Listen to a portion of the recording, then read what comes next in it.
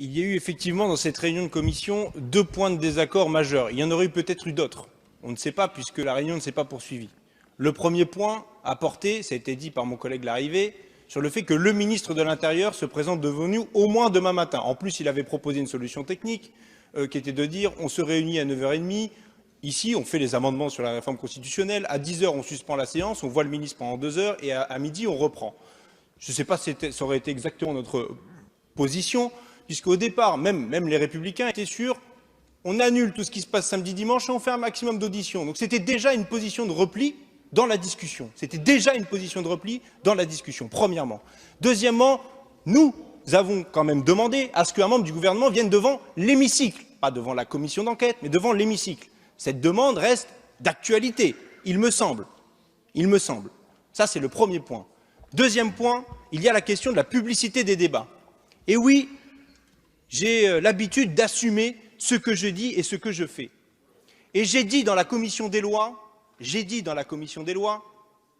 que si la majorité s'entêtait à mettre en place l'huis clos sur les commissions, hors celle du ministre de l'Intérieur, je prendrai mes responsabilités, y compris juridiques et pénales, d'enregistrer ce qui se passerait et de le diffuser parce que je pense que les Français ont le droit de savoir sur tout ce qui s'est passé.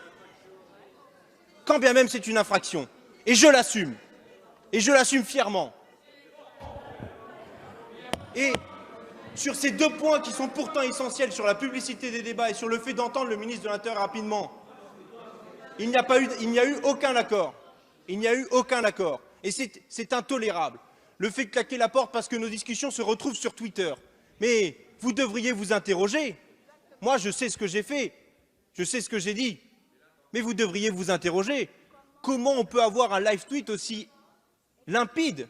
Est-ce que les micros enregistrés dans la commission, les micros de la commission, est-ce qu'à LCP, parce que la fuite vient quand même d'LCP, est-ce que les caméras étaient ouvertes? Le président de l'Assemblée nationale devrait s'interroger. Le président de l'Assemblée nationale devrait s'interroger. Et je demande d'ailleurs à ce qu'il s'interroge sur ce point. Et pour le reste, on voit que vous continuez à vouloir faire en sorte que le moins d'informations ne sortent de cet hémicycle sur cette affaire. Et c'est un scandale qui devient, au-delà d'un scandale d'État, maintenant le scandale de la majorité de cette Assemblée. Attendez. Monsieur Bernalicis, là, moi, je ne peux pas vous laisser dire que LCP filme en cachette une réunion de bureau de la commission des lois. D'ailleurs, ce n'est pas sur le fil Twitter de LCP en tant que chaîne, et c'est bien sur le compte Twitter d'un journaliste qui a été alimenté par des membres de cette réunion, sans quoi, peut-être, vous l'avez assumé pour ce qui vous concerne, sinon il n'y aurait pas des citations avec des noms et des propos entre guillemets pendant la réunion. Voilà, pendant la réunion. Et ça, c'est une réalité et c'est insupportable. Et les personnes qui feraient ça ne devraient pas pouvoir participer à ce type de réunion. La parole est à Monsieur Marc Fesneau. Oui, merci, Monsieur le Président. Juste quelques mots. Après avoir constaté que depuis maintenant 24 heures ou 36 heures, les débats du projet de loi constitutionnelle sont bloqués, on est désormais dans quelque chose que je regrette tout autant que le blocage qu'on a eu sur le projet de loi constitutionnelle, c'est le blocage sur l'entrée en matière de la commission d'enquête. Et je trouve qu'il y a un moment, je le dis collectivement, je ne le dis pas simplement pour les oppositions, il faut qu'on arrive à trouver une voie de sortie, parce qu'on ne peut pas à chaque fois. J'entendais M. Bernalicis qui dit « Je veux le ministre de l'Intérieur demain matin à 9h, mais ce n'est pas fini, je veux le Premier ministre malgré tout, parce qu'on continuera à bloquer. » Alors soit on a envie de bloquer, on l'assume. On l'assume, et on l'assume devant l'opinion, et nous assumerons devant l'opinion votre volonté de bloquer non seulement le travail du projet de loi constitutionnelle, mais aussi le travail de la commission d'enquête. Soit on essaie de trouver une solution de consensus. Vous reconnaîtrez que cette majorité, elle a travaillé avec vous, sur votre sollicitation, disons-le, pour créer cette commission d'enquête. Mais si à chaque étape, on trouve toutes les voies et moyens, parce qu'on n'est pas d'accord sur la date, parce qu'on n'est pas d'accord sur le format, pour faire en sorte que ça n'avance pas. Assumez que vous ne vouliez pas que ça avance. Nous, on veut que cette commission d'enquête avance.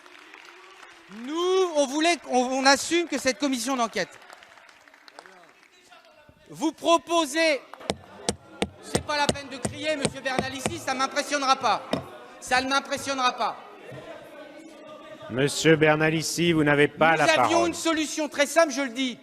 La présidente de la commission... nous avions une solution très simple, me semble-t-il. La présidente de commission ne réunissait pas préalablement le bureau et réunissait demain la commission, passait au vote. Elle cherche des voies de consensus et vous mettez des oukases à toutes les étapes. Il va falloir qu'on les trouve, les voies de consensus. Sinon, on n'y arrivera pas. C'est votre intérêt, c'est le nôtre d'y arriver. Parce qu'on a besoin que la vérité se manifeste. Et là, à chaque étape, vous bloquez. Vous ne voulez pas que le projet de loi avance. Vous ne voulez pas que la commission d'enquête avance. Ah, il va falloir l'assumer à un moment. Il va falloir assumer devant les Français votre volonté. Parce que nous, notre volonté, elle est double. Elle est que ce projet de loi et que le Parlement retrouve un travail normal. Et deux, il faut que la commission d'enquête puisse se mettre à l'œuvre. Alors je propose une chose. Si on cherche des voies de consensus, on doit pouvoir la trouver, il me semble. Mais je suis d'accord avec l'idée qu'on respecte les procédures. Monsieur Gosselin, je suis d'accord avec vous. Laissez-moi finir. Je suis d'accord avec l'idée qu'on respecte les procédures. Mais vous ne pouvez pas nous mettre des oukases toutes les 5 minutes. On ne marche pas comme ça quand on veut du consensus. Vous ne pouvez pas nous dire c'est 9h et pas 9h30. Et quand ça sera 9h30, il nous faudra le Premier ministre. Sinon, on n'y arrivera pas. Et il faudra l'assumer. Et puis, je voudrais dire une chose. Et moi, je voudrais faire une proposition. Peut-être de réunir de nouveau le bureau, peut-être avant la commission demain de réunir le bureau pour essayer de trouver une solution. On doit y arriver entre gens qui ont envie d'avancer sur ces sujets. Si on a envie d'avancer, Monsieur Jacob, on n'a fait que ça depuis 48 heures. Qui c'est qui fait des rappels au règlement en permanence? C'est pas nous. Qui a assumé cette volonté-là? Et la dernière chose que je voudrais dire, Monsieur Bernalicis, vous ne nous vendrez pas sous l'apparence de la transparence l'inquisition. Quand on se réunit entre présidents de groupe, on ne tweete pas ce qu'on se dit. C'est très bien qu'on se parle. C'est normal qu'on se parle. Non. Je n'ai pas dit que c'était vous. Monsieur Bernalicis, vous n'avez pas entendu ma phrase. Seul Monsieur Fesneau a la parole. Sous l'apparence de la transparence, je vous dis, je n'ai pas dit que vous tweetiez, j'ai dit sous l'apparence de la transparence, vous nous vendez l'inquisition. Eh bien nous pensons que mais Monsieur Mélenchon a écouté la phrase. Et donc j'ai dit sous l'apparence de la transparence, vous nous vendez l'inquisition. Vous n'êtes pas obligé de vous sentir visé, mais en tout cas j'appelle chacun à faire attention à ce qu'on puisse se parler sans tweeter. Merci. La parole est à Monsieur Jean-Luc Mélenchon. Oui, à mon tour de vous dire que, toujours dans l'esprit de trouver dans le mécanisme institutionnel une sortie à notre difficulté, comme je l'avais dit tout à l'heure, j'ai également écrit au Premier ministre au titre de l'article 50-1 et le message lui a été porté et remis, sinon en main propre, disons en main fiable. Maintenant, c'est au gouvernement de nous répondre. Si nous le faisons, c'est parce que nous avons entendu le président de notre Assemblée nous dire qu'il avait sollicité l'intervention du gouvernement, comme c'est l'évidence de la part d'un président de l'Assemblée. Nous comprenons parfaitement que les liens qui l'unissent à la majorité lui interdisent d'en faire davantage. Donc nous en avons pris nous-mêmes la responsabilité et par écrit. Maintenant, nous attendons la réponse du gouvernement. Peut-être Mme Belloubet sera-t-elle autorisée dans la soirée à nous la faire connaître, parce qu'elle est membre du gouvernement, et si on comprend sa réserve sur une affaire engagée, par contre, ça ne la met pas hors champ politique tout de même. Donc elle est en état de nous répondre ou elle le sera. Il ne peut pas y avoir d'explication au fait qu'on n'ait pas de réponse. Je vous demande quand même, mes chers collègues, de prendre la mesure du moment et du lieu. Ça m'amène à un deuxième point. Mes chers collègues, nous ne pratiquons pas une politique secrète. Jamais. Pas par angélisme, mais parce que nous ne croyons pas à l'efficacité de la politique secrète. Par conséquent, j'atteste sur l'honneur qu'aucun des membres de mon groupe n'a live-tweeté la réunion qui a eu lieu tout à l'heure. Sur l'honneur. Monsieur Bernalicis a été mis en cause et accusé. Voici ma réponse, vous en faites ce que vous voulez. Ce n'est pas notre ligne politique à cette heure-ci que de pratiquer de cette façon. Et je dis au président que les remarques de mes collègues ne le visaient aucunement. Nous ne pensons pas que le président de l'Assemblée ait décidé de rendre public ce qui se passait dans cette commission. Mais le fait est, Monsieur le Président, évidemment, c'est une accusation absurde. Et je tiens à souligner que S'il y avait une ambiguïté, nous ne vous accusons pas de cela. Cependant, il y a quand même un problème. La vérité, c'est que tout le débat était connu en même temps qu'il avait lieu à l'extérieur. Je ne sais pas ce qu'il faut faire de cette information, mais je pense qu'elle mérite mieux que le fait qu'on se déchire entre nous, alors que peut-être personne ici n'est responsable de cette situation. Mais si quelqu'un l'est, alors il faut qu'il l'assume et qu'il prenne le même engagement que moi devant tout le monde. Hein. Je pense que peut-être le président Jacob peut le faire. Dernière chose.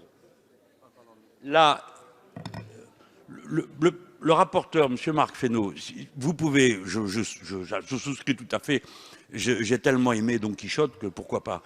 Combattre des moulins est passionnant, mais ne combattez pas des choses qui n'existent pas. Nous avons fait une proposition de repli. C'est ce que vient de répéter M. Bernalicis par rapport à la proposition qu'avait fait M. le Président Jacob, sur lequel lui-même avait fait un repli. Donc, ne nous imputez pas des positions qui ne sont pas les nôtres à cette étape. Deuxième élément, faites attention, quoi. Bon, trouvez autre chose pour moi que l'Inquisition, hein, parce que l'Inquisition, c'est plutôt, hein, bon, bah ouais, c'est pas la même maison, quoi. Hein, bon, voilà. Alors, on laisse tomber l'Inquisition, on passe à autre chose. Les autres motifs sont encore plus ridicules. Le président de l'Assemblée vient de le rappeler avec justesse. La règle, c'est que le débat est public. Donc, qu'est-ce qu'on est en train de discuter ici ? La règle, c'est que c'est public, sauf exception. Il peut y avoir en effet des situations où on décide que c'est à huis clos, parce que c'est l'intérêt de l'État, parce que c'est la garantie qu'on apporte à la personne qui vient. Donc il est inutile de se sauter à la gorge sur un sujet qui n'existe pas. Les auditions seront publiques, sauf lorsque les commissaires décideront que dans l'intérêt de la commission, et je suis certain qu'ils le feront raisonnablement. Parce que le premier qui lève la main pour dire l'audition ne sera pas publique, après, sa vie devient plus compliquée. On le sait tous. Je termine en disant, je vous demande, Monsieur le Président, parce que j'ai dépassé mon temps de parole, si vous voulez bien accepter le principe d'une interruption de séance pour qu'on puisse se concerter avec vous sur la suite de ce que nous allons faire ce soir. Merci, Monsieur le Président.